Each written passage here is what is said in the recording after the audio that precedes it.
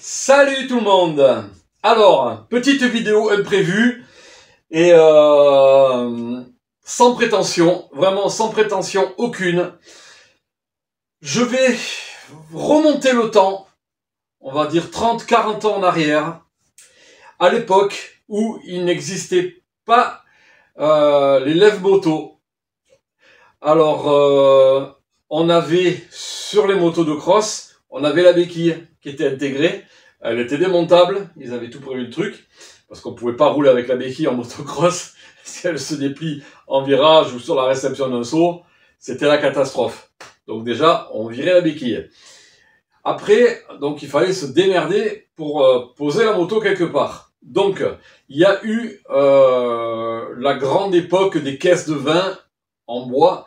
Ensuite, quand on est arrivé au plastique, bon ben il y avait sur les terrains, tout le monde avait des caisses, les caisses de Coca-Cola, tout ça. Je fais pas de pub, hein. Je coupe au montage. On avait aussi les tabourets. Donc moi, j'ai eu le tabouret, comme vous voyez là.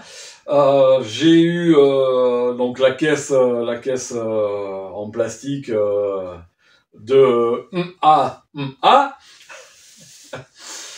Bon, bref, vous m'avez compris, hein, donc la caisse en plastique, on mettait bouteilles dedans. Je m'étais fabriqué aussi parce que bon, ben tout le monde trouvait un petit peu des astuces, et donc j'avais vu un gars sur un terrain, sur le terrain où j'allais, il s'était fabriqué un trépied en bois. Donc un espèce de tréteau, un petit tréteau, de la hauteur de la moto. Donc je m'en étais fabriqué un, mais c'était lourd et c'était encombrant surtout. À l'époque, j'avais pas de camion, j'avais la voiture, donc avec la remorque. J'avais donc je chargeais le coffre de la bagnole, et sur la remorque, j'avais une petite caisse, une cantine en fer qui était là et que j'ai mis là-bas.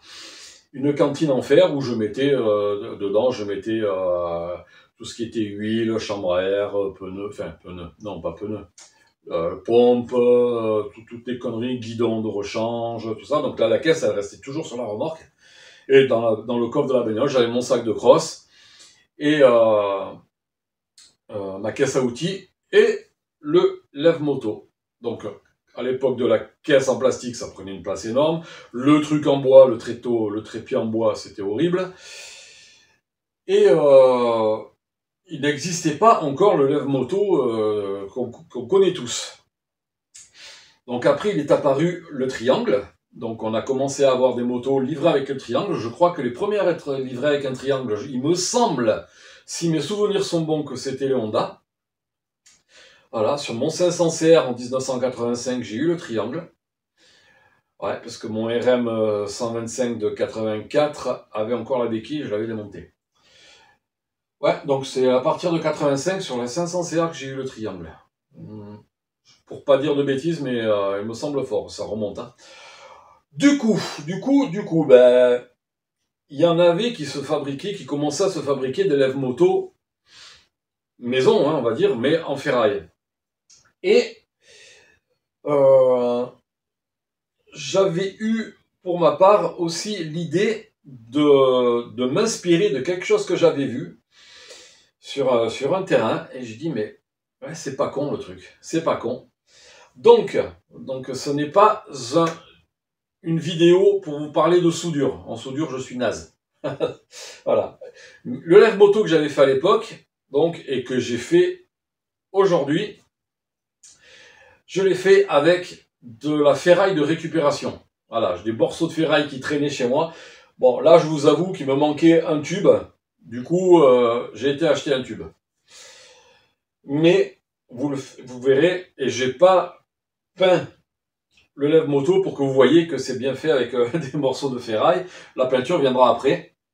Et je vous montrerai le test en action quand j'irai rouler. Je vais m'en servir. Donc, je vais vous montrer ça. Le lève-moto à l'ancienne, qui ne prend pas de place, qui n'est pas très lourd, qui est démontable. Et oui, c'est pour ça qu'il ne prend pas de place. Et qui peut servir pour n'importe quelle moto. Et on lève la moto Si on n'a pas envie, vous savez, quand on veut lever la moto comme ça, là, surtout on va dire à la mi-journée, qu'on est cassé en deux, le dos il est en vrac, si on n'a pas le lève-moto, c'est vrai que le lève-moto, on appuie avec le pied et ça soulève le truc, c'est super facile à s'en servir. Moi, pour ma part, je ne m'en sers pas parce que je me suis fracassé avec cet engin. Voilà, je me suis blessé avec un lève-moto où on appuie dessus et qu'il se lève, le plateau se lève. J'étais en Italie et j'étais sur ma 450 et puis bon, le machin il s'est cassé la gueule et enfin, je me suis ouvert la cuisse, enfin, je me suis massacré. Bref, je vous en ai déjà parlé et je vais pas me remémorer ces mauvais souvenirs parce que je suis allé en Italie et j'ai pas pu rouler. Voilà. J'étais à Dorno et je me suis massacré la cuisse et je pouvais plus rouler. Voilà, je crois que j'avais dû faire 10 tours, même pas, quelques tours de chauffe et puis voilà, donc vraiment mauvais souvenir. On a tapé 6 heures de route pour pas rouler. Bref. Donc là, je vais vous montrer l'engin. Donc, ferraille de récupération que je suis en train de faire les travaux. Donc, avec couper une barrière. Vous savez, il y a une fenêtre, il y a une barre avec une grille pour s'appuyer. Donc ça a été coupé parce qu'on a changé les fenêtres. Du coup, j'ai récupéré ça. Et à chaque fois que je passais devant, je dis mais je vais faire un truc. Et après, j'avais d'autres morceaux de ferraille. Donc, voilà l'engin. Voilà le truc. Vous voyez, c'est tout simple. Un rectangle avec les morceaux. Donc ça, c'est le morceau de la barrière. Un autre morceau de ferraille que j'avais qui traînait. Ça fait longtemps que je l'ai. Ça doit faire 20 ans que j'avais ça qui traînait dans la cave. Et quand j'ai déménagé, j'ai amené tous mes morceaux de ferraille ici parce que je sais que j'ai toujours besoin de ferraille. Voilà. Donc la seule chose que j'ai acheté, c'est le tube qui est là. Et le petit tube qui va venir ici, parce que vous voyez ici, voilà. Donc, je vous le montre de ce côté. On soude un petit tube ici. Vous voyez, c'est simple, il n'y a rien d'autre. Et dans ce tube, on vient y insérer le manche. Et voilà. Et là, votre lève-moto est complet. Ici, ce carré-là, pourquoi? Pas pour le soulever avec la main. Là, et vous voyez la taille. La taille, c'est simple. Attendez. Il faudrait que mon fils il lave ses bottes. La taille pour pouvoir incruster la botte et soulever le truc avec la botte. Voilà. Donc c'est tout simple. Donc au niveau des soudures, je fais ça à la brasure parce que j'ai plus de métal d'apport. Donc chalumeau, hein, moi c'est poste oxyacétylénique. Poste à souder à l'arc, je sais pas le faire. Le premier à l'époque, je l'avais soudé à l'arc. Et je vais vous mettre une photo. La photo ici, là. Vous voyez, sur la Kawa, c'est ce système-là. Voilà. Le truc tout simple. Donc là, il me reste, si j'ai envie, je suis pas obligé, je peux percer un trou ici. Mettre une petite goupille, vous savez, avec le repli, là. Mais, je vais vous dire, le truc, quand il est par terre, voilà, vous le basculez. Vous le mettez là, le châssis, le dessous de la moto ici. Vous appuyez avec le pied. Boum. La moto, la roue se lève. Ça, c'est appuyé au sol. Regarde, je ne sais pas si on peut le voir là. Mais ça ne bouge pas. Voilà. Donc vous voyez. Voilà. Ça boit dedans. On peut, au début, avec la main. On va le mettre comme ça. Puisque le sabot de la moto, il va être là. Et après, on appuie avec le pied. Hop. Et là, vous voyez, ça ne bascule pas. Je peux forcer comme je veux. Il n'y a pas besoin d'avoir un support ici, même pas un bout. Si vous voulez en mettre un, vous pouvez le faire, mais il n'y en a pas besoin. Ça tient. La moto, quand elle appuie là-dessus, elle basculera jamais. Voilà. Donc voilà la moto. Il va me rester donc la partie qui est ici à l'intérieur. Je vais peut-être pas la peindre puisque ça va frotter, ça va sembler. Mais bon, au pire, je le peins. Donc ce que je vais faire, c'est que je vais tout décaper. Vous voyez, parce qu'il y a de la vieille peinture j'avais brûlé, j'avais décapé juste là où j'ai soudé, mais après il reste encore de la vieille peinture. Donc je vais tout décaper. Au niveau des soudures, ce qu'il y a de bien avec la brasure, c'est qu'elle s'incruste et ça reste lisse. Donc j'ai pas besoin de mettre un coup de disqueuse. Vous voyez, hein, je sais pas si on le voit à la caméra, mais c'est bien lisse ici, c'est propre. Donc voilà, le lève-moto vintage, qui coûte pas cher. Si vous avez, je vous dis, de la ferraille, un poste à souder, n'importe, un TIG, un MIG, des bouteilles, un poste à souder à l'arc, enfin voilà. Vous pouvez vous démerder. De la ferraille de récup, ou si vous n'en avez pas, ben vous allez en acheter un morceau, ça vous coûte pas très cher. Voilà.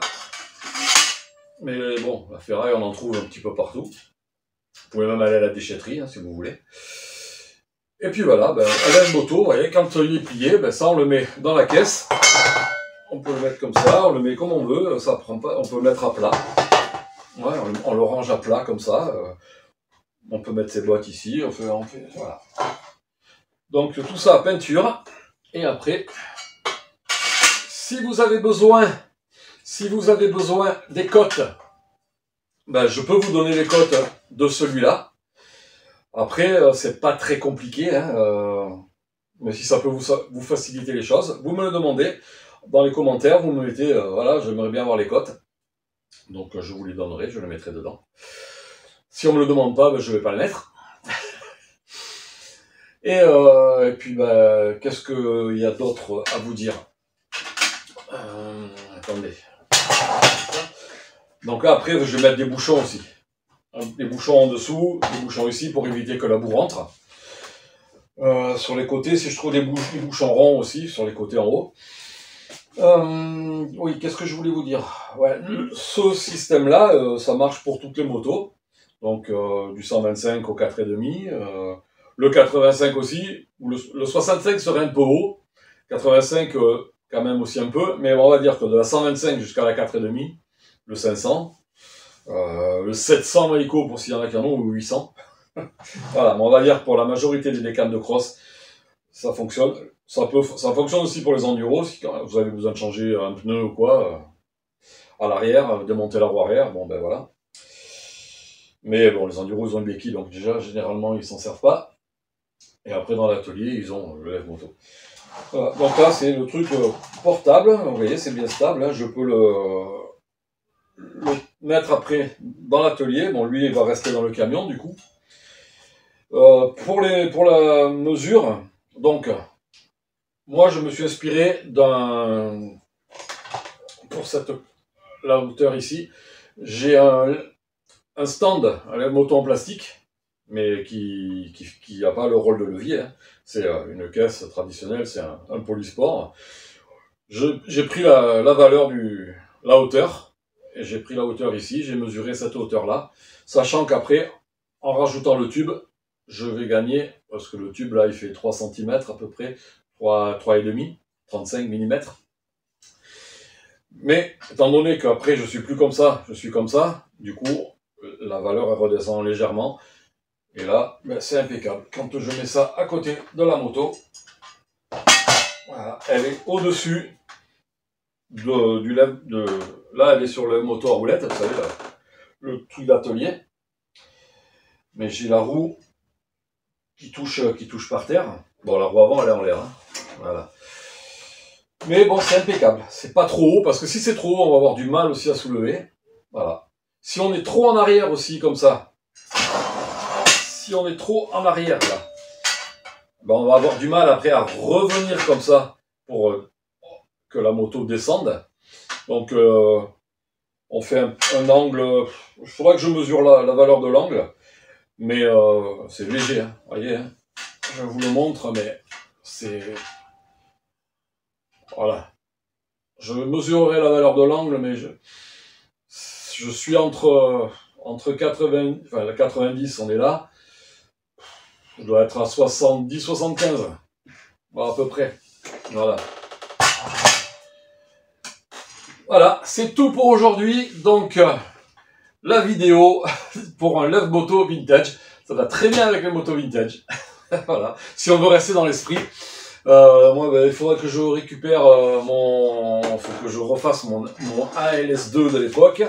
ma tenue JT, si un jour j'arrive à la rentrer, bon ben ça serait top. Bon après en botte, c'est pas la peine, mais les alpinestars que j'avais, elles ont fondu.